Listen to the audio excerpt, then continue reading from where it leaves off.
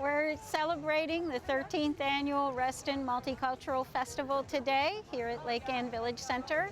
The festival was a tradition we began in Reston to really be able to celebrate the cultural diversity that's a hallmark of our community. We're going to enjoy work that's representative of lots of different cultures. We're going to hear great music and see beautiful dance. We have local dancers and musicians. We have great food from around the world, and it's going to be a lot of fun.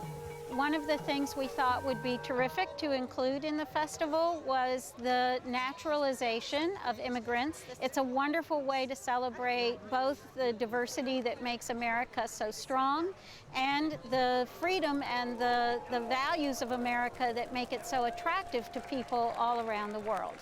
Making a community strong really requires constantly remembering its core values, the things that make it feel special to the people who live here.